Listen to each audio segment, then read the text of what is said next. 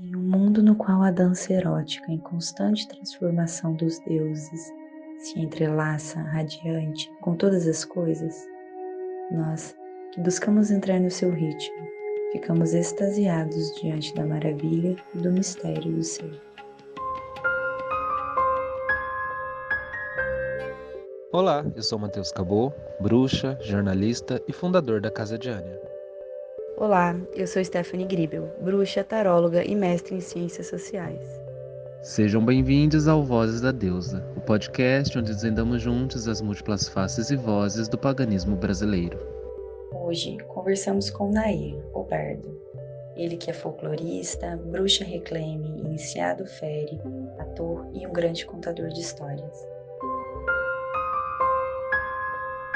Então, para começar essa noite mágica, eu queria dar muito boas-vindas ao Nair, que se junta a Stephanie e eu hoje. Nair eu já conheci e é muito louco porque ao longo do tempo minha memória sempre falha. E eu não sei se minha memória falha por questões científicas ou se é porque as fadas enlouquecem minha mente, porque as minhas memórias vão ficando translúcidas, e aí eu já não sei muito bem quando que começou, por causa do quê, por causa de quem, e quando eu vejo as pessoas estão por aí, assim, ao meu redor, né? Com a Stephanie tem um pouco disso também, mas eu não lembro exatamente um momento muito objetivo em que eu conheci Naê, mas eu sei que um fator muito específico que me trouxe a ele foi nossa devoção em comum com a Ania de Nocânia. Mas uma vez que eu conheci, eu vi que ele era todo um universo. Ele era praticamente um caldeirão de querido, hein? Que ele faz muitas modalidades de arte, né? É ator, professor, contador de histórias, folclorista, pesquisador, de tudo um pouco. Uma bruxa que eu passei a admirar de verdade. Então eu estou muito grato de hoje, no episódio 10, receber uma pessoa que é uma grande amiga. Acho que a ideia hoje é um episódio que eu acredito que vai ser muito leve, que vai ser realmente assim, uma exemplificação de uma conversa entre amigos.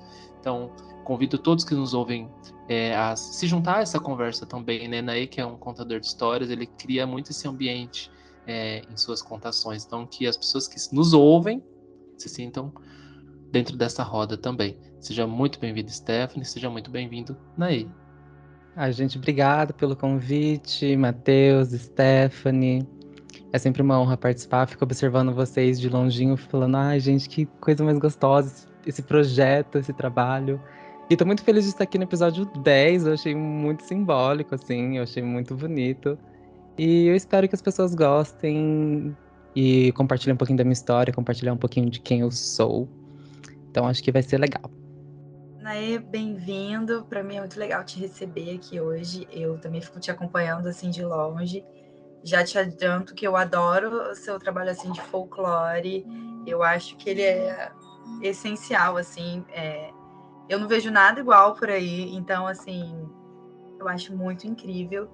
E aí, já que a gente já está começando aqui o podcast, eu queria saber de você por que você chamou a atenção para o número 10.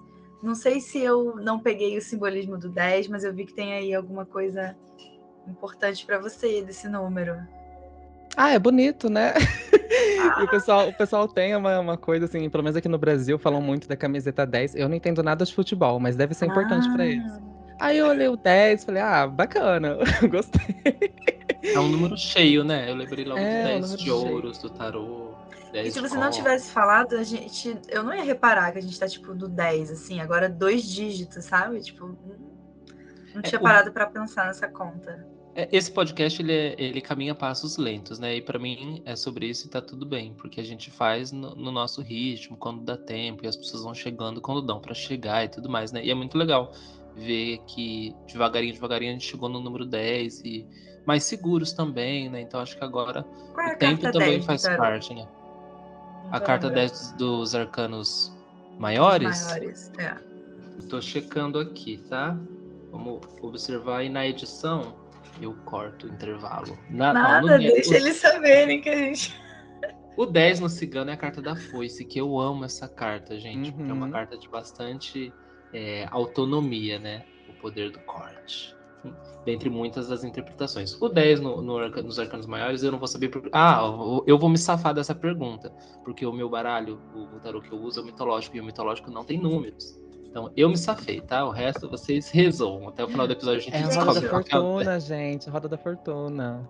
Acabei Ah de lá, ver. viu? É Roda da verdade. fortuna, Então, o abundância. arcano 10 é a roda da Olha! fortuna. Pra gente iniciar a nossa conversa de hoje, que é com o Naê, eu acho que a gente sempre inicia do início. Isso é clichê, mas é tão funcional, né? Então, né, conta pra Stephanie que te conhece hoje pela primeira vez. Pra mim, que de alguma forma vou te conhecer também de um novo ângulo hoje, pra todo mundo que nos ouve, enfim.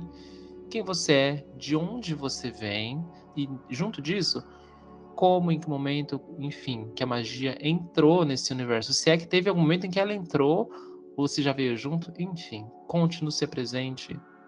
Eu sou do interior, do Rzão Puxado, interior de São Paulo, de uma cidadezinha chamada Sumaré.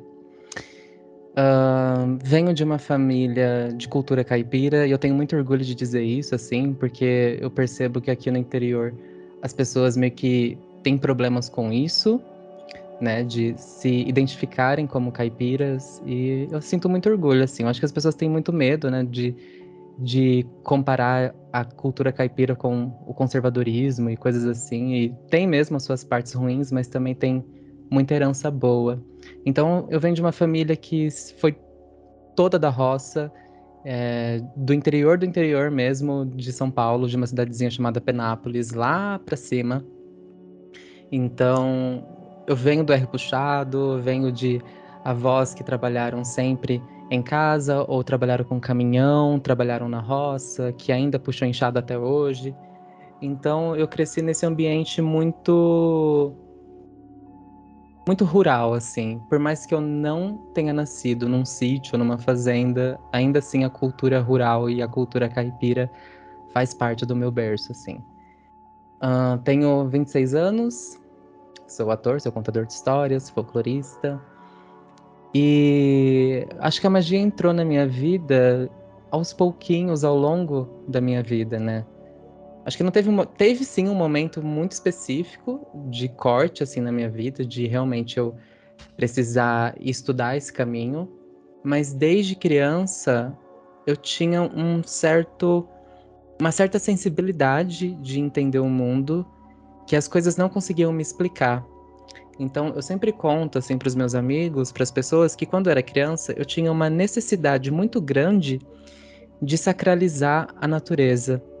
Então, para mim, quando criança, era muito bizarro eu ir na igreja cristã e ouvir o sacerdote de lá falando que Deus estava num lugar muito distante, sentado num trono distante, porque eu encontrava Deus no pé de pinha que eu tinha no fundo do meu quintal. Ali que eu encontrava Deus, sabe? E eu passava horas e horas e horas das minhas tardes conversando com aquele pé de pinha. E era uma relação muito doida, assim, porque ele crescia junto comigo, ele nunca crescia mais do que eu, a gente foi crescendo junto, então, até os meus 12 anos, mais ou menos, que foi quando eu vivi na minha antiga casa, onde tinha esse pé de pinha, esse pé, ele foi me acompanhando, e ele dava frutos mesmo sendo pequenininho, sabe? Ele tinha toda essa coisa mágica, e eu passava horas e horas conversando com ele. Eu fazia casinha para as formigas, eu fazia coisas para as flores, eu precisava fazer oferenda, eu deixava coisas no caminho para os insetos que eu encontrava. Então, quando me falavam que Deus estava distante, bugava minha cabeça infantil, assim, porque eu não entendia como que isso se dava, sabe? Porque se ele era o criador de todas as coisas, e eu conversava com aquelas plantas, conversava com aquelas árvores, e cuidava dos insetos, para mim ele estava ali, sabe? Então, não batia. E, obviamente, quando eu era criança, eu não tinha essa consciência religiosa para compreender esses processos, assim. Então, isso foi um longo caminho até chegar à minha adolescência. E aí, lá por volta dos meus 15 anos, mais ou menos, que foi lá para 2010, eu eu passei por alguns processos dentro da igreja, e aí foi uma grande bola de neve. Essa é a parte mais complicada de explicar da minha história, porque é realmente uma bola de neve do que aconteceu, assim. São muitos contextos, né? Eu tava na época da puberdade, eu tava descobrindo sexualidade, eu tava questionando sobre sexualidade, eu tava tendo algumas visões e ouvindo coisas que a igreja não me explicava. E eu lembro que uma vez eu chamei a minha líder da igreja, líder dos adolescentes, e sentei com ela e falei: olha, eu escuto coisa, eu vejo coisa e eu prevejo o futuro. O que tá acontecendo comigo? Porque na igreja tinha um negócio de tipo, se você não fala em línguas, você não tem dom, né? O falar em línguas era basicamente o carimbo de que você realmente tinha recebido alguma bênção divina. E eu não falava em línguas, mas eu tava lá pegando nas pessoas e falando no ouvido dela o futuro dela, sabe? Em um processo de transe, assim. E ela falou pra mim: isso é dom do diabo. E na época eu fiquei muito bravo, porque eu falei, como assim? Eu tô aqui de domingo a domingo, eu não posso nem tocar o meu corpo, porque eu sinto nojo do meu próprio corpo, eu sinto que eu tô pecando quando eu faço isso. Então eu vivo numa vida quase santa, pra você virar pra mim e falar que os meus dons são do demônio, sabe? Nossa, eu fiquei muito nervoso. E aí foi a primeira, assim, a primeira revolta que se instalou em mim.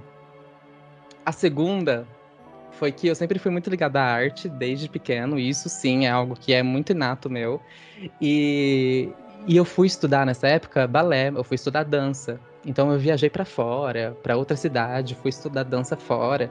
Passei uma semana em um intensivo assim, das 7 da manhã às 8 da noite dançando, sabe? Tomando remédio pra aguentar as dores e tudo mais. E aí eu voltei pra cá com muitas ideias de querer dar dança na igreja, de querer ensinar as pessoas a dançarem na igreja. E aí eu contei pro pastor e falei, olha, eu quero ensinar, quero fazer um ministério de dança, papapá. E eu era o único menino que dançava. Isso num sábado. No domingo, a pastora pegou o microfone no final do culto e falou, gente, estou criando um ministério de dança só para meninas e começa semana que vem.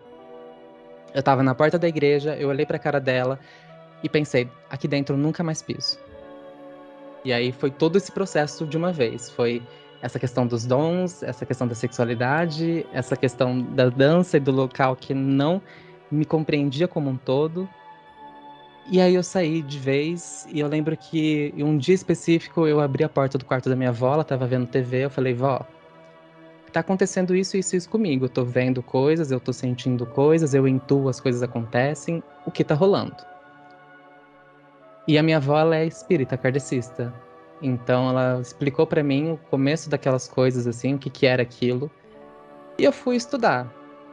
Fui pro kardecismo, achei meio estranho, não bateu muito comigo. Aí eu falei, tá, eu acho que eu preciso de um batuque. Aí eu fui pra Umbanda, me apaixonei pela Umbanda, me apaixonei pelo batuque, pela música, me apaixonei por tudo isso. E aí eu fiquei na Umbanda durante um bom tempo, foi quase 1 ano e meio. Participei da corrente, tudo isso. E nesse processo de ir do Kardec para a Umbanda, eu comecei a ler sobre fadas. E comecei a ler sobre coisas que se relacionavam à natureza. Porque voltando àquela coisa da infância, de querer sacralizar a natureza. Ela para mim era divindade. E aí, eu comecei a estudar sobre fadas, comecei a estudar sobre saídas do corpo, né? Eu chamo de voo da alma, mas o pessoal chama de viagem astral, coisa assim, projeção astral, eu chamo de voo da alma. Então comecei a estudar sobre voo da alma, comecei a praticar muito voo da alma. E eu lembro que a primeira divindade que apareceu pra mim foi Anya. Então ela já marcou muito, assim. Eu era adolescentezinho e um dia eu fui meditar, fui fazer um voo da alma, e eu caí numa floresta. Na época eu não sabia absolutamente nada sobre Anya, não sabia absolutamente nada sobre ritos do paganismo, sobre ritos de passagem ou celebrações da roda, não sabia nada disso.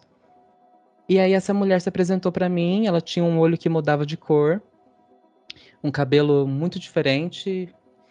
Ela pegou na minha mão e um laço dourado se enrolou na nossa mão.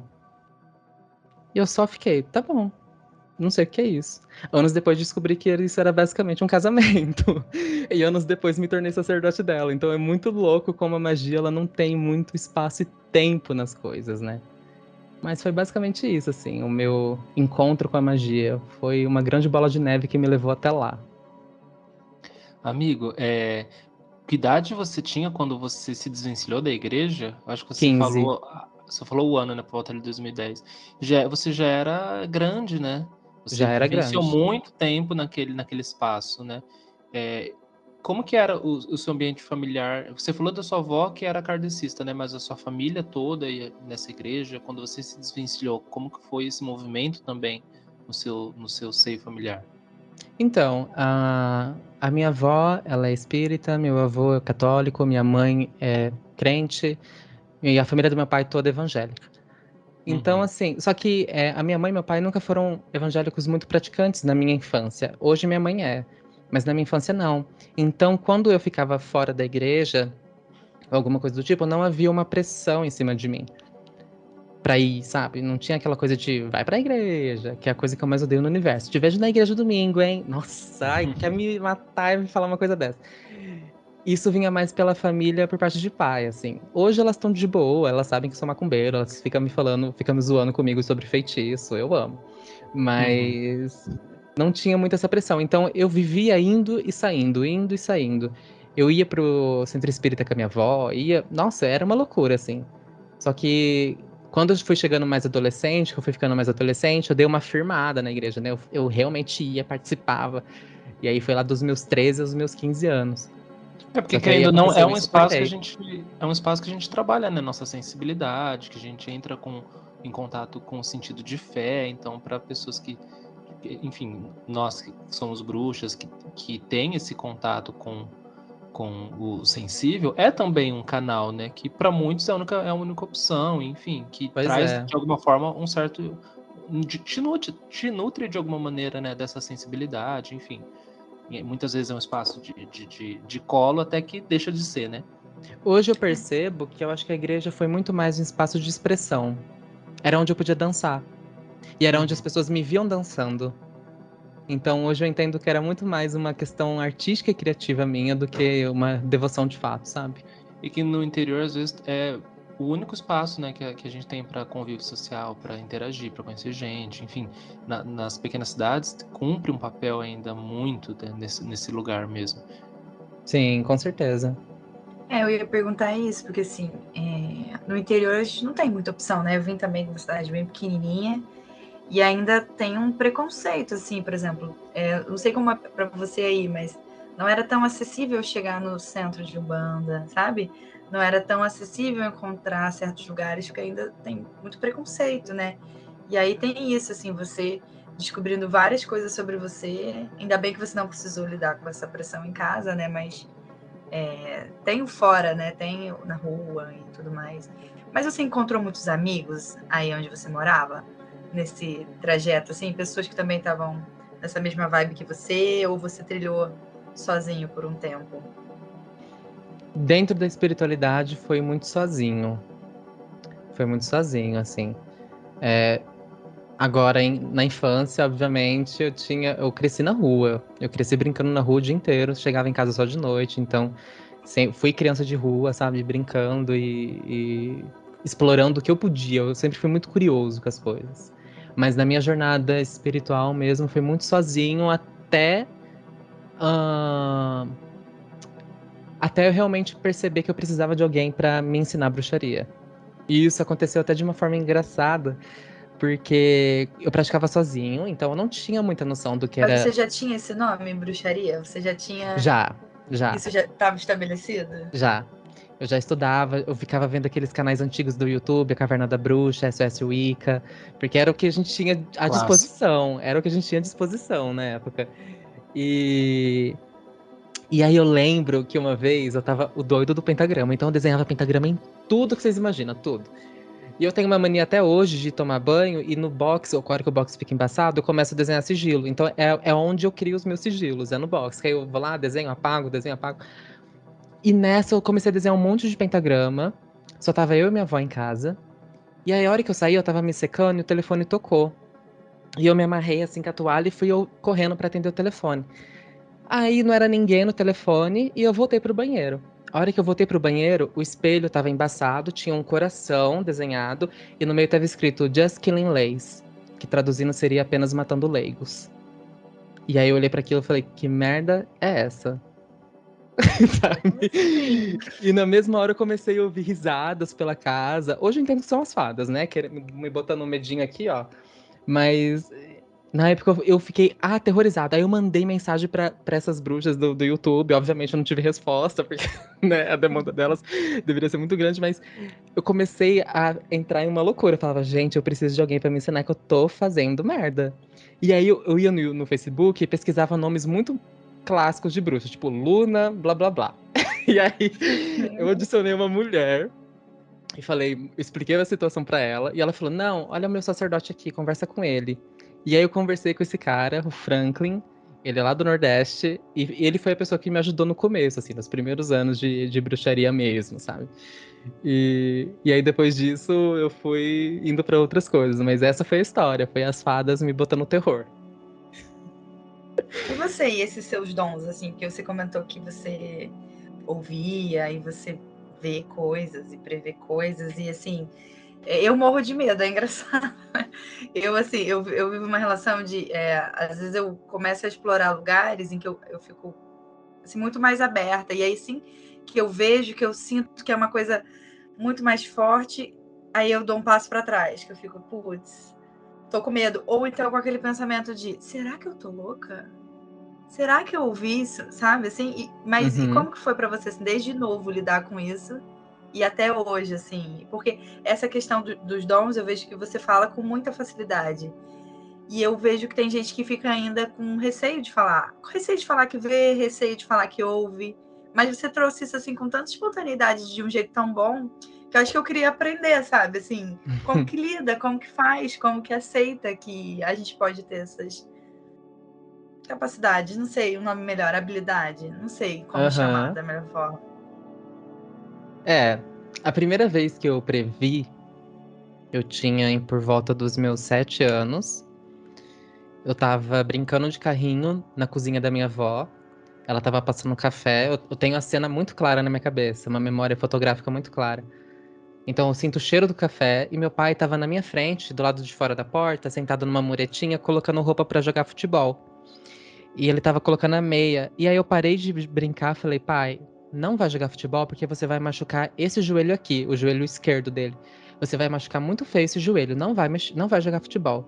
Aí ele deu risada, assim, a minha avó também deu risada. Ele falou, não, vai ficar tudo bem, não tem problema não.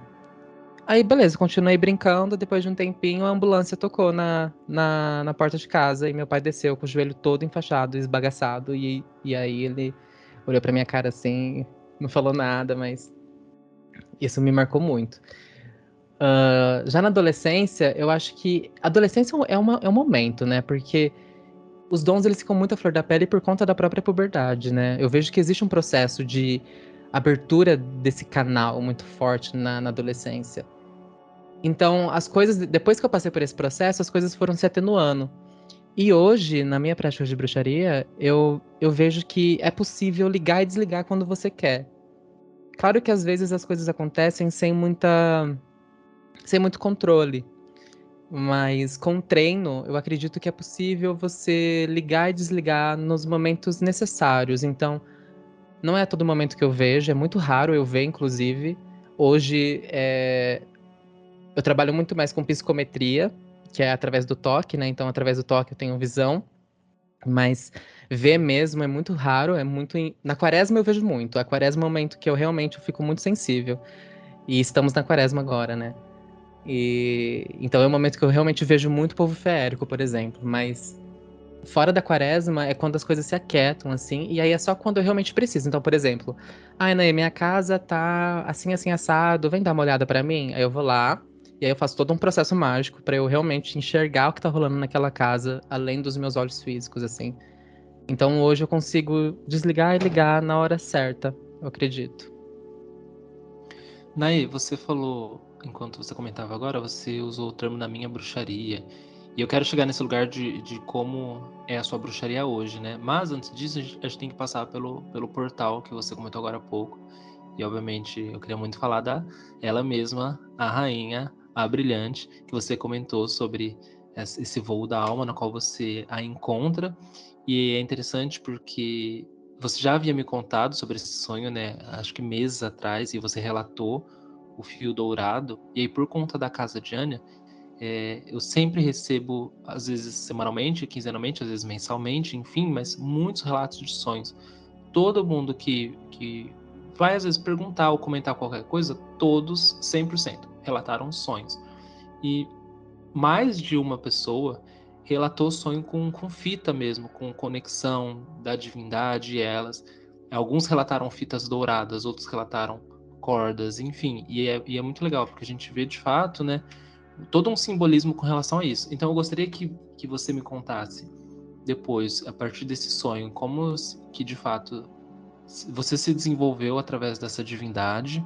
Eu sei que depois você, por meio da FOI, tornou-se sacerdote, então acho que é legal você comentar como você chega nesse lugar de um treinamento mais formal também, o que isso trouxe para você de conhecimento, de enriquecimento, pode ir caminhando para as outras tradições que foram aparecendo na sua trajetória, como cada uma contribui contigo de alguma maneira, até o lugar que você se encontra hoje, se é já um local confortável, se é que existe esse local na bruxaria ou não, enfim. Eu queria caminhar contigo nessa jornada. Acho que a conversa pode sendo. A gente vai interrompendo, trazendo algumas outras perguntas que podem surgir, mas vai contando pra gente, né? Então você teve aquele sonho. E desse sonho Isso. até quem você é hoje, né? Como que se dá esse arco? Pois é, isso não foi realmente um sonho, foi um processo de transe que eu fiz na Isso. sacada da casa do meu pai. E, e depois disso, eu já conheci o Franklin e eu comentei com ele. E ele falou: essa é a Anya. Então foi a primeira vez que eu tive contato com esse nome. E ele explicou pra mim quem era ela, que era uma rainha das fadas e tudo mais. Ahn, Meu contato com Anya, depois disso, era muito esporádico. Eu sempre celebrei ela em Lita. Nunca tive um contato com Anya durante o ano inteiro, uma devoção durante o ano inteiro. Meu contato com ela acontece em um momento muito específico. Assim como com Brigitte acontece num momento específico, e com Kailak, que é outra deusa importante pra mim, acontece em um momento específico do ano. E depois disso, depois desse processo, eu comecei a ter muito contato com Hecate. Hecate foi a primeira grande divindade na minha jornada de bruxaria que eu tenho um respeito muito grande, um respeito muito, muito grande mesmo.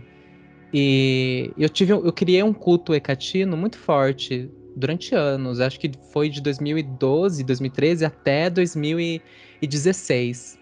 Então foi um período muito grande de um culto para ela, de realmente toda lua nova, todo Deipnon, aquela coisa bem assim, formal mesmo. E nesse processo, nesse meio tempo, eu conheci um lugar em Campinas, que eu nem vou citar o nome, mas era um lugar que existia um coven hecatino, que se identificava assim, e que eu entrei para querer estudar e querer aprender sobre bruxaria, né? Queria um coven, queria uma comunidade. Não foi um lugar bom, foi um lugar que aconteceu muito abuso, tanto sexual quanto psicológico, das pessoas envolvidas ali. Esse lugar arruinou, não existe mais, então acredito que até Hecate mesmo tomou as medidas dela pra isso, porque não acho que seja positivo alguém se dizer sacerdote de Hecate e praticar tais coisas, né? Alguma hora chega. Alguma hora a encruzilhada se encontra em outro ponto. Então, depois disso, eu fiquei muito ferido espiritualmente. Muito ferido mesmo. A ponto de eu ficar sensível no sentido de eu acho que eu não acredito em mais nada. Eu acho que acabou pra mim. Acho que não é isso. E mesmo assim Hecate vinha, e mesmo assim Hecate retornava, e mesmo assim ela me chamava. E eu achava isso muito curioso.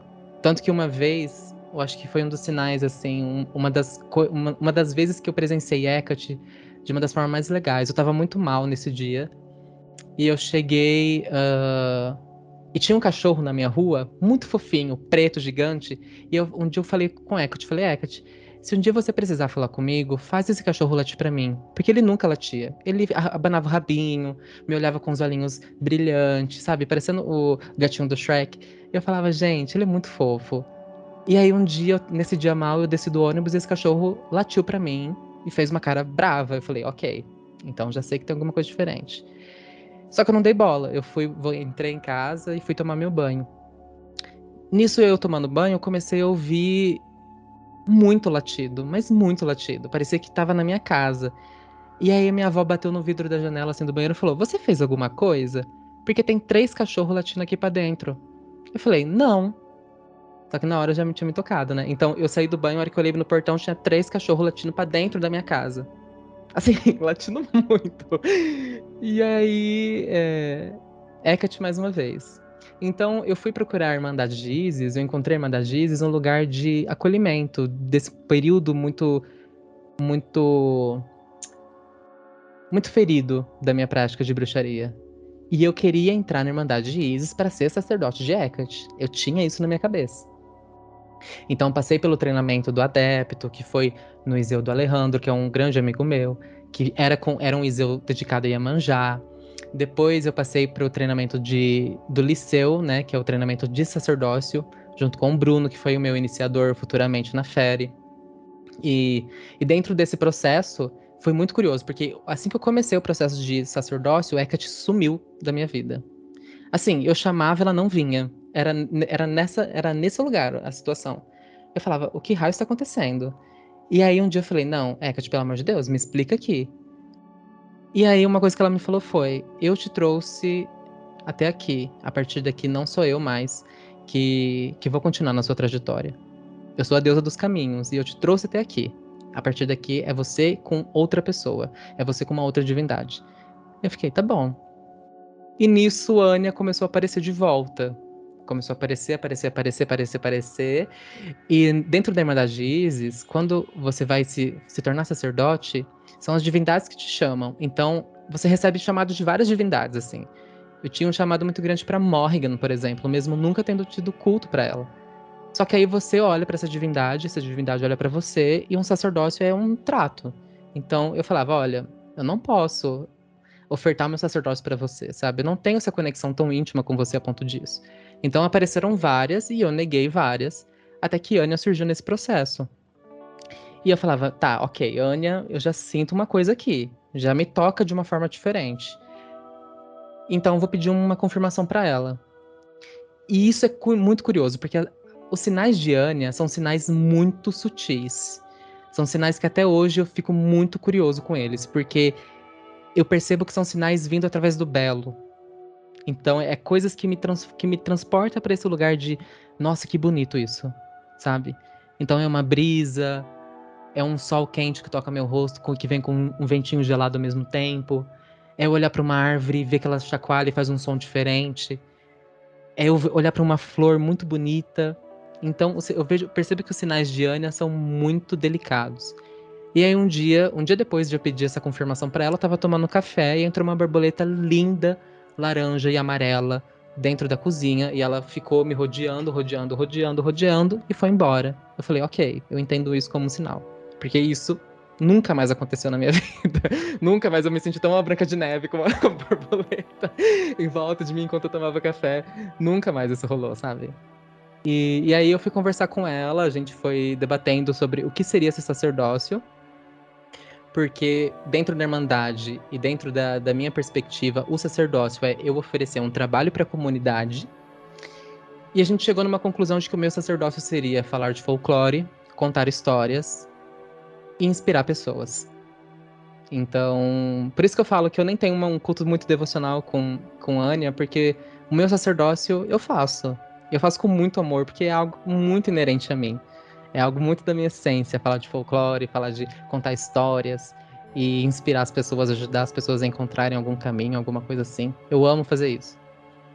E foi esse meu processo. E depois eu saí da Irmandade, não quis continuar os outros graus. Para mim, o sacerdócio já era o que eu queria alcançar, porque existem outros graus dentro da Irmandade. E até porque a Irmandade não começou mais a fazer tanto sentido para mim. Então, tanto que eu nem abri treinamento no Iseu de Anya, nem fiz nada do tipo. E eu tive uma relação com a bruxaria de começar a querer colocar a minha política na bruxaria. Porque desde adolescente eu me identifico como uma pessoa anarquista. E eu ficava, tá, mas como que eu coloco isso na bruxaria? A bruxaria pra mim é esse lugar, sabe? A bruxaria pra mim é extremamente política. Como que eu faço isso rolar? E nisso eu vi em 2017 um post do Lilo.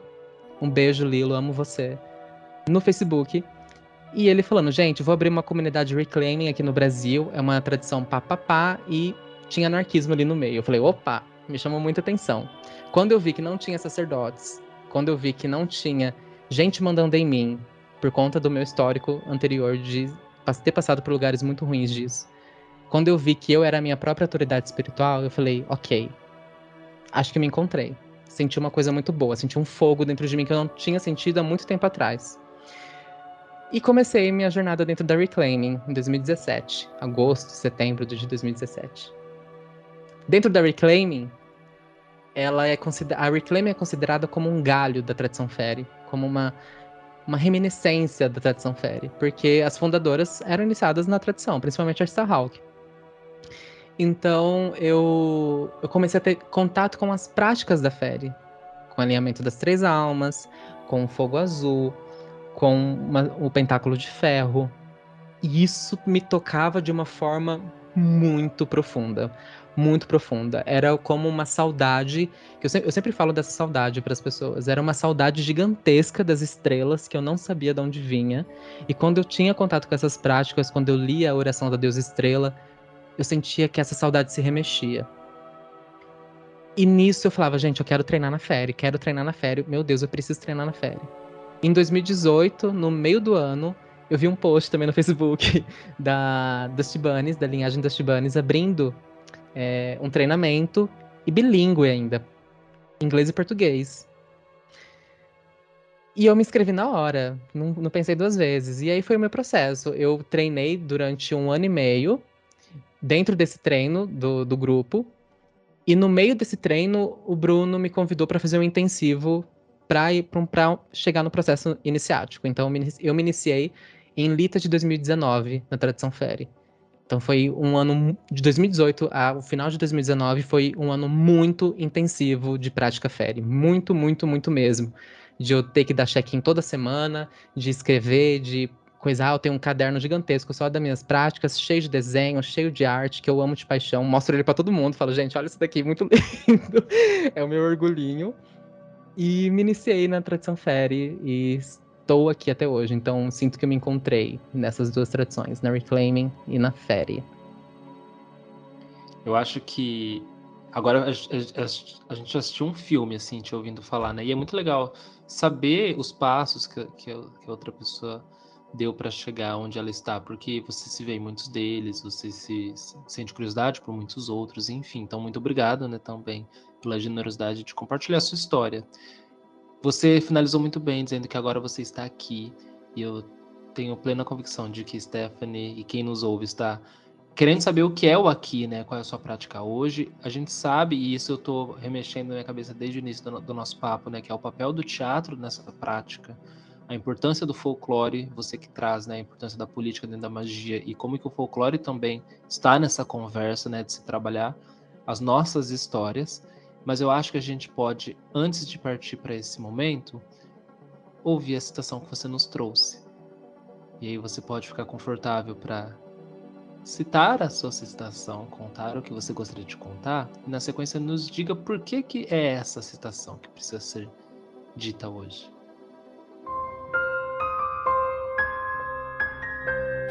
Em um momento em que o Brasil dá a impressão de se desmanchar no mar de ódio, pode parecer maluquice escrever sobre pipas. Eu não acho. Soltar pipa, jogar porrinha, fazer churrasco na esquina, sambar, jogar futebol, ir à missa, bater palma no terreiro, macerar as plantas que curam, benzer quebranto, intuir as chuvas, lembrar os mortos, ler os livros, desfilar nas avenidas, temperar o feijão são formas de construir sociabilidades mundanas capazes de dar sentido à vida, reverenciar o tempo e instaurar a humanidade no meio da furiosa desumanização que nos assalta.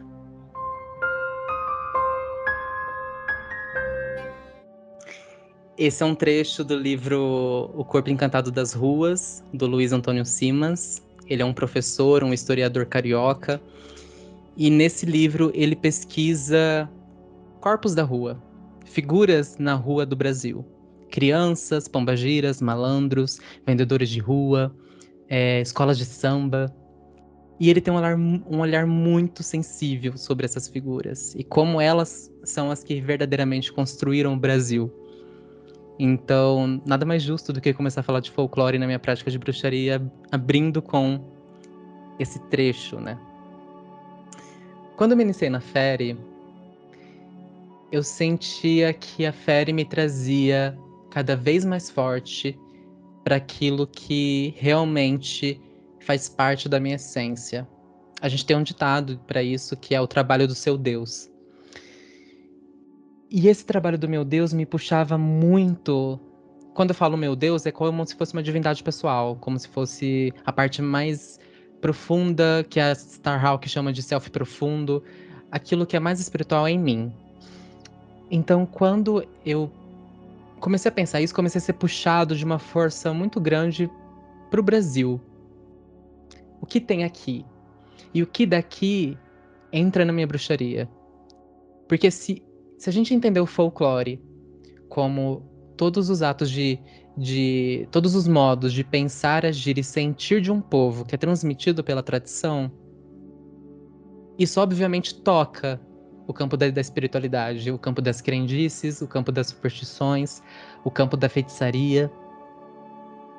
E isso me dava muita curiosidade, do tipo, ok, o que daqui eu posso estudar e posso colocar na minha prática? Eu comecei a estudar folclore realmente em 2000, sério, assim, em 2018, se eu não me engano, que foi quando eu fiz um curso de contação de história e cultura popular dentro da Unicamp, era um curso livre. E foi através da Laura Tomé. Um grande beijo, Laura. Não sei se você vai ouvir isso, mas amo você também, você é importante pro meu caminho. E a Laura, ela me apresentou um mundo, assim, do Brasil, que até então eu só sentia muita curiosidade, amava, mas eu nunca tinha tido contato. E olhar as manifestações, olhar o jeito que o brasileiro cura, o jeito que o brasileiro quebra a maldição, o jeito que o brasileiro usa as ervas, o jeito que o brasileiro tem contato com os espíritos, os amuletos, os talismãs, os patuás, as mandingas, as macumbas, a encruzilhada, isso tudo começou a remexer assim comigo. Eu falava, não tem como eu praticar bruxaria sem antes pisar na minha terra. Não tem como, eu acho que eu preciso arrancar o meu chinelo, pisar o meu pé nesse solo aqui e olhar para baixo pelo menos uma vez. Então foi isso, foi um processo onde foi muito natural assim, onde os espíritos daqui começaram a me chamar muita atenção, então comecei a invocar Boto, Boitatá, Saci nos meus rituais e eles respondiam, esse é o grande barato, eles respondem, e eu sinto que esses espíritos, eles também querem alguma coisa nossa, eu sinto que eles também chamam alguma coisa pra gente. Não acho que a bruxa, ela só chama e invoca os espíritos, eu acho que os espíritos também invocam as bruxas, porque existe uma relação de comunidade entre as bruxas e os espíritos. Não é sobre invocar e colocar poder sobre aquele espírito, sabe? Tanto que eu sempre falo para as pessoas, o que você tem para oferecer para os espíritos? Porque eles têm muito para te oferecer. Você invoca eles porque você quer alguma coisa, mas o que você tem de verdadeiramente para oferecer? E isso vai além de vela e incenso, sabe? O que os espíritos querem de você? E nesse processo foi um processo muito natural, assim, para mim. Então, hoje na minha prática de bruxaria, é uma prática que eu considero folk magic, né, que as pessoas chamam de feitiçaria folclórica.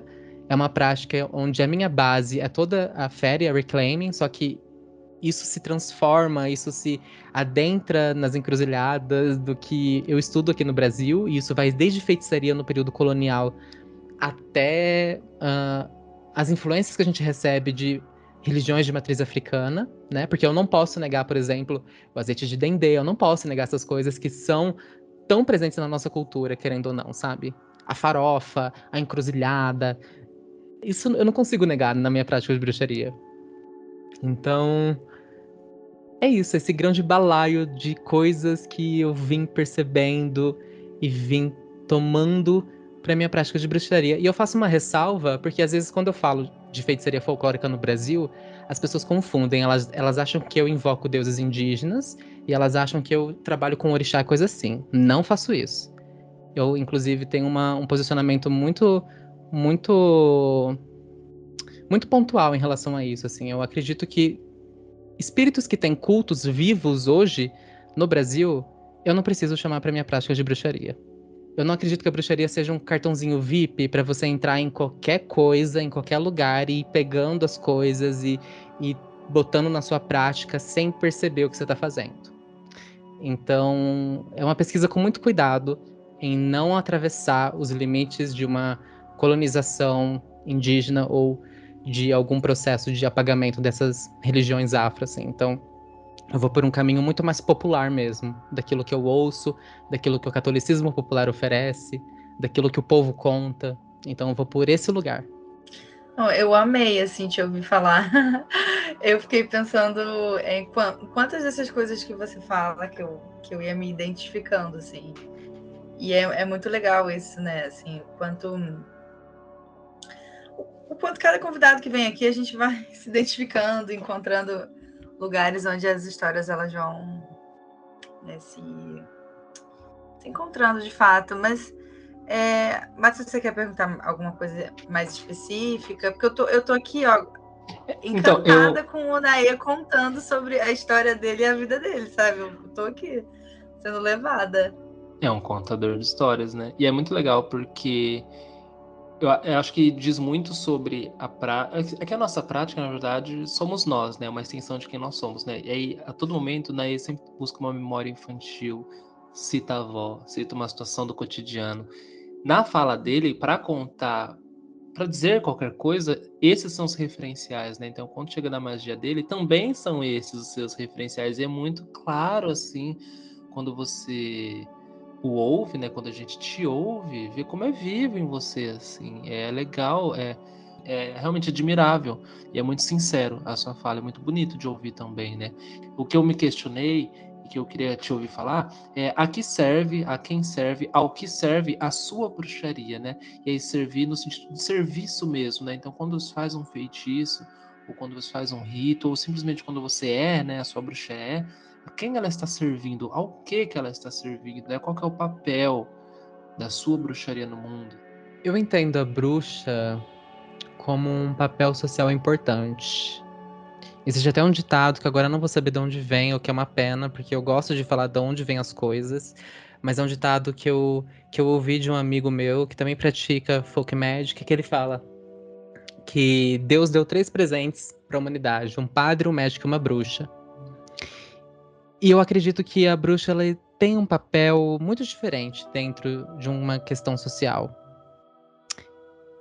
Muito diferente do que uma benzedeira faz, muito diferente do que uma curandeira faz, muito diferente do que as outras coisas fazem, do que as outras pessoas, essas outras figuras fazem, porque a bruxa ela tá num caminho muito conectado ao outro mundo. E quando eu falo outro mundo, não é necessariamente o mundo dos espíritos físicos, dos espíritos humanos.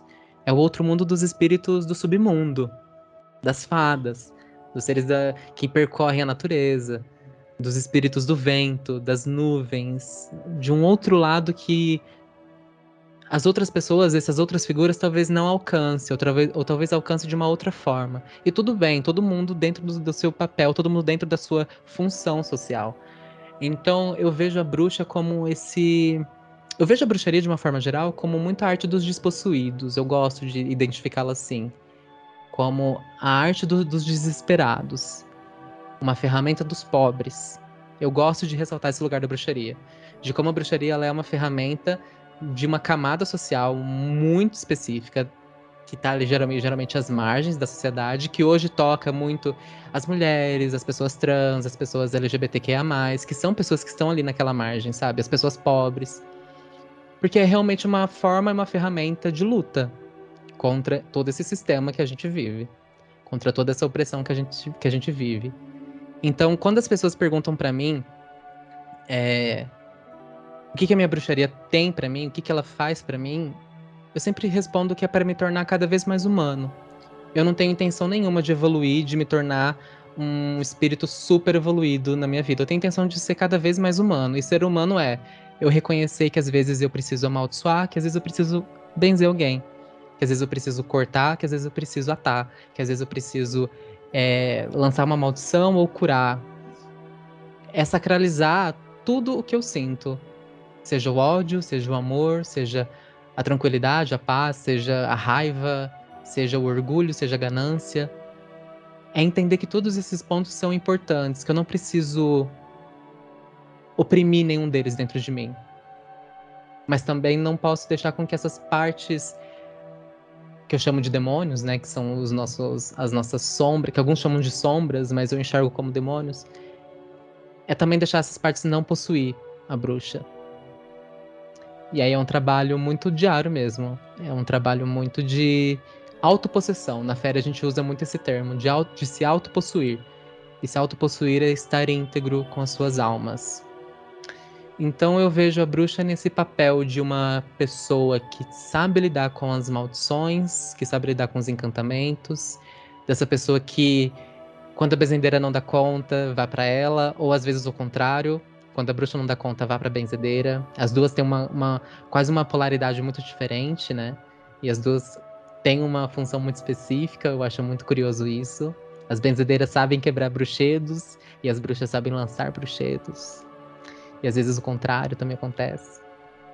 Então, a minha bruxaria hoje, ela serve quem precisa cortar mal olhado, além de me servir. O primeiro ponto é me servir, como essa ferramenta que eu expliquei, como esse lugar de autopossessão. Mas para a comunidade, é um ofício mesmo. Então, amuletos, feitiços, cortes de mal olhado, benzimentos, porque eu falo benzimentos para as pessoas entenderem, mas eu não identifico como benzimento em si. Justamente por eu ver essa diferença social entre a bruxa e a benzedeira. Então, eu falo benzimento só pra galera entender realmente o que eu faço com bruxaria, mas é muito nesse lugar quase do curandeiro, muito nesse lugar do adivinho, da leitura de tarô, da leitura de carta, da interpretação de sonhos. Isso tudo me encanta. Eu acho que as feiticeiras, principalmente a galera que estava aqui no período colonial, se a gente lê os registros, a gente percebe que tinha até feira onde as pessoas vendiam magia, principalmente na Bahia. A gente percebe que tinha comércio de magia. Então as pessoas iam procurar patuás, iam procurar bolsas de mandinga, iam procurar cartas de tocar, que era para inclinar o amor de alguém sobre você. Então eu vejo a bruxa, eu vejo eu como bruxa nesse lugar também, de ofício, de trabalho. Ô, Naê, e o teatro nisso tudo? O teatro, ele é muito doido. O teatro, ele é a minha paixão, assim. Eu acho que eu fui arrebatado por Dionísio e vivo mais nos montes dele do que em qualquer outra coisa. Foi muito doido eu treinar na Féri no mesmo tempo que eu fazia uma escola de teatro, porque às vezes eu percebia meu professor falando coisas que eu estudava na Féri. Às vezes eu percebia que um exercício que eu praticava na Féri fazia muito mais sentido quando eu aplicava ele dentro de uma sala de teatro, dentro de uma aula de teatro. Mas eu acho que a principal função que o teatro me trouxe e que eu linko muito com a bruxaria é a consciência do corpo. É a consciência desse corpo atuante no mundo, desse corpo que tem uma função, que tem um papel, que às vezes colocaram sobre mim, desse corpo que sofre, que ama, que se apaixona. E, enfim, eu vejo muito o teatro me dando um repertório corporal que eu acho que a bruxaria ela também oferece. Então eu juntei as duas coisas. E foi um processo. Eu vejo o teatro como um processo muito ritualístico. Eu vejo que as peças escolhem os atores, eu vejo que os personagens escolhem os atores, eu vejo que o teatro é extremamente profético. Durante esses anos sendo ator, assim, eu percebia que as peças que a gente falava, as peças que a gente encenava, eram peças que, para aquele presente, para aquele momento, as pessoas precisavam ouvir, as pessoas precisavam passar pela experiência. Então eu sempre brinco falando que o teatro ele é o oráculo do presente, enquanto o oráculo de Apolo é o oráculo do futuro. Esse oráculo de Dionísio seria a voz do presente, aquilo que é urgente, aquilo que é de agora, que está acontecendo embaixo do nosso nariz, a gente não percebe. E o teatro tem muito essa força. Então eu não conseguia desassociar. A minha prática de bruxaria se tornou muito mais corpórea depois do teatro. Muito mais estática. Eu sempre buscava o mesmo êxtase que eu sentia quando eu entrava em cena. Porque pra mim, quando eu entro em cena, às vezes eu só tenho flash de memória, eu só vou lembrar, só vou acordar mesmo quando acaba. É como se fosse um trabalho de transe. E isso ficou muito forte quando eu fiz as Bacantes, em 2019. Foi meio de 2019. quando eu fiz as bacantes, pra mim isso ficou ainda muito mais claro, que foi quando Naê surgiu, esse nome Naê. Então foi um processo que me marcou demais, porque eu tava questionando o gênero, eu tava questionando nome, eu tava questionando todas essas coisas assim pra mim. As bacantes parece que me rasgaram. E é interessante porque no mito delas, elas rasgam a própria pele quando elas estão em êxtase. Elas vão se rasgando num frenesi pra Dionísio e elas vão cortando a própria pele. E parece que eu fiz esse mesmo processo, porque foram 4 ou 5 apresentações, 2 por dia. E era assim, no sol do meio-dia, e depois das 3 da tarde, em pleno céu aberto, com concreto no chão, muita dança, tambor, vinho, e a gente correndo, pulando, e os pés ficando tudo estrupiado. Tanto que eu lembro que quando acabou a peça, a primeira coisa que eu fiz foi deitar e chorar horrores, porque eu tava sentindo muita dor no corpo, que eu não sentia durante as apresentações, porque eu tava nesse estado de transe. Mas as bacantes foi um ponto muito crucial pra mim. E entender o ritual, entender o teatro como ritual, entender a bruxaria também, nesse lugar do corpo, nesse lugar da liberdade, do êxtase, pra mim só casou uma coisa com a outra e se entrelaçou, assim. É muito sutil as coisas que eu fui percebendo, as semelhanças do teatro com a bruxaria. É difícil pra mim explicar, porque é muito corpóreo, é muita experiência do corpo. Então fica difícil pra mim colocar em palavras como isso foi se conectando, assim. Mas foi basicamente isso. É legal você até chamar o teatro de ritual, porque de fato, né, é um grande rito, né? Com Assim certeza. como um ritual é um grande palco de teatro e dentro de um ritual vestimos muitas máscaras, né? Somos múltiplos, então é muito natural assim. E eu tô assim, primeiro que eu tô muito surpreso em como está leve essa conversa e mais do que nunca como é bonito te ouvir, né? E é interessante porque é um adjetivo do belo, né, que você trouxe logo um pouco mais cedo, né? E como é bonito te ouvir, né? Esse som que a gente ouve é muito belo e assim, eu tô extasiado também. E como foi leve, como foi rápido. Eu tenho aqui 2 perguntas para encaminhar uma finalização, mas antes eu gostaria, se Stephanie queria trazer algum ponto, alguma pergunta, ou está que ela vai anotando tudo. A Stephanie, que é antropóloga, então ela tá tomando nota. Não são necessariamente perguntas, né? São observações dela para a vida. Eu vou dividindo assim as anotações com coisas que eu preciso pensar na minha vida, né?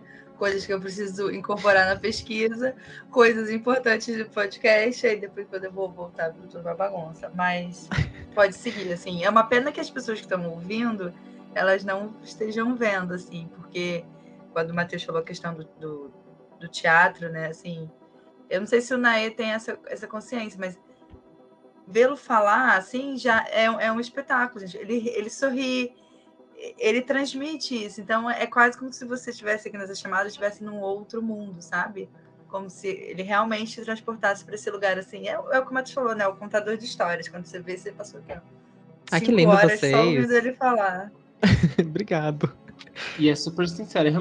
Porque assim, 1 hora depois, parece que começou 10 minutos atrás, assim, e a gente vai visualizando junto, enfim, muito gostoso. Acho que é de se orgulhar mesmo, para você ficar feliz. Mas a gente pode ir para um lado agora, bem jabazão. Eu vou fazer, a gente vai fazer o nosso agradecimento final logo mais, né? Mas eu queria que você contasse para as pessoas onde elas encontram tudo isso que você nos contou, né? Onde que está Naê? Fique livre para falar o que você quiser. Agora é o seu Sei que momento. tem um workshop aí, tem a ver com folclore, que eu já dei uma olhada, já fiquei encantada do tema. Aham. Eu vou dar um workshop no dia 10 de abril, primeiro dia da Semana Santa. E tem um motivo de ser na Semana Santa que eu não vou contar, tem que fazer. Eu já ia perguntar. Não, tem que fazer. Eu me Você está inscrevi. curioso. É um workshop baseado na minha pesquisa de folclore brasileiro, então eu vou falar sobre familiares da bruxa e como esses familiares se aplicam aqui no Brasil. O primeiro registro que se tem de um familiar, a primeira menção de um familiar daqui no Brasil, os ritos que se fazem dentro do folclore brasileiro para se garantir um familiar. Então eu vou passar por isso, eu vou trazer muito da questão da bruxaria tradicional, que é a bruxaria que eu pratico, e vou depois puxar o fio para o Brasil para pensar sobre esses processos que aconteceram aqui no Brasil. Você me encontra nas redes sociais como Naeda La Parma, o dela com 2 L's. Eu tenho um podcast também chamado Nael Bardo, onde eu conto histórias. Nossa, com Tenho. certeza, esqueci de falar, mas ouçam. Reforço o convite. É um podcast onde eu conto causos e relatos do pessoal e as pessoas mandam. Inclusive, quem tiver histórias e relatos pode me mandar pelo e-mail, naidelaparma@gmail.com ou naelbardo@gmail.com, são os dois. E aí eu vou guardando essas histórias, porque eu vou começar a produzir a segunda temporada, então essas histórias são sempre muito bem-vindas. E aí pode ser caso pequeno, caso grande de assombração, qualquer coisa do tipo. Ai, meu avô viu um lobisomem, então conta pra nós como que foi. O meu grande trabalho mesmo, eu acho que é no Instagram, que eu sempre posto coisas sobre folclore, textos sobre folclore, bruxaria. Tenho uma página no Medium também, que é onde eu publico meus textos. Só que lá no Instagram você encontra tudo isso. Lá tem um link para todos esses meus trabalhos. Então, Neida La Parma no Instagram. Lá você vai para todos os meus mundinhos, onde eu escrevo, falo e conto, porque eu produzo muita coisa, eu sou uma máquina de criatividade, e eu sinto que eu sou um boom, assim, um Big Bang de criatividade, que todo momento eu preciso criar alguma coisa. Então, é muito. Meus amigos até brigam comigo, falam, né, você faz muita coisa, mas é o que eu sou assim, é o meu jeitinho. É artista, é bruxa. É tudo junto e misturado. Exatamente. Eu falo a mesma coisa Stephanie. pro Matheus. Como que você Ah. consegue fazer tanta coisa?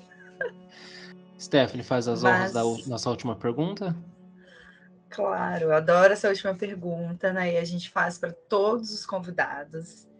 E, enfim, a gente quer saber para você o que são as vozes da deusa. Para mim, as vozes das deusas são as vozes de bruxas íntegras, com as 3 almas dela e com o corpo delas. A partir do momento que você é verdadeiro consigo mesmo, com o seu corpo e com as suas almas, o que sai da sua boca são vozes das deusas. De antemão, fico muito agradecido. Eu comecei o podcast falando, né, que seria uma conversa entre amigos. Para mim foi, claro, acho que a gente sai daqui fortalecidos todos, né? Um grande prazer te ouvir. Eu acho que a gente hoje, acho que mais do que nos outros episódios, eu e Steph fomos grandes espectadores, né? Acho que a gente foi sua plateia, acho que sua menor plateia, a Stephanie e eu e Stephanie, porque foi, eu não sei, acho que as suas palavras nos embalou de tal maneira que a gente só seguiu, né? E eu acho que quem chegou até o final desse episódio com a gente também sentiu, né, esse sentimento de viagem mesmo, de voo. Eu acho que em frações, uma ou outra, a gente voou com você um pouco hoje. Foi muito gostoso, assim, saber a história de vida das pessoas, né? Ainda que de forma superficial, rapidinho, do jeito que dá, né? E aí fica sempre um convite para mais. Eu acho que humaniza muito as pessoas que a gente conhece muitas vezes pela tela, né? Colhi muito, de fato, de verdade, assim, de forma muito sincera, colhi muitos sabedoria mesmo, muitos ensinamentos, muitas lições hoje, acho que é isso. Eu não anotei como a Stephanie anotou o episódio inteiro, mas eu anotei mentalmente, viu? Muito obrigado mais uma vez pela generosidade em contar a sua história pra gente hoje. Vou passar para a Stephanie fazer o agradecimento dela e finalizo com o seu agradecimento, que também é livre. Como o Matheus falou, assim, foi muito bom te ouvir falar. E eu deixei aqui anotado uma coisa que você falou sobre o seu sacerdócio, que eu acho que serve para eu pensar, para o Matheus pensar, para todo mundo que está ouvindo esse episódio pensar que é para quem é o nosso sacerdócio, né? Para além dos deuses, o que a gente faz com o nosso sacerdócio? Como que a gente ou o que a gente dá à nossa comunidade, tanto a nossa comunidade bruxesca, quanto a nossa comunidade não bruxesca, porque você trouxe isso muito forte, né, a questão política dentro da bruxaria também. Então, o que, enquanto bruxas, que tem um papel social tão importante, como você demarcou, assim, o que a gente está devolvendo para cá, para o Brasil? E você trouxe uma citação muito de Brasil, sabe? E é isso. Então, eu queria deixar essa reflexão para quem está ouvindo, assim. O que a gente está devolvendo para essa terra, né? Porque a gente pega tanto e às vezes a gente, enfim, né? A gente está sempre nesse de pegar, de acumular conhecimento, de contatar com esses espíritos. e o que a gente está devolvendo no geral, para os espíritos, para as pessoas, para tudo isso. Então, muito, muito, muito obrigada mesmo por essas palavras hoje, por esse encontro maravilhoso. Eu já quero de novo, daqui a alguns meses você volta para atualizar a gente sobre tudo isso que está acontecendo na sua vida. Ai, gente, eu amei demais. Vocês foram muito fofos comigo. Me senti muito seguro, muito calmo pra falar, porque eu sou muito afobado quando eu vou dar entrevistas e coisas assim. Então, me senti num lugar muito confortável pra conversar. E eu quero agradecer a todo mundo que chegou nesse finalzinho do episódio. E eu vou deixar uma bênção pra vocês, pra quem tá ouvindo.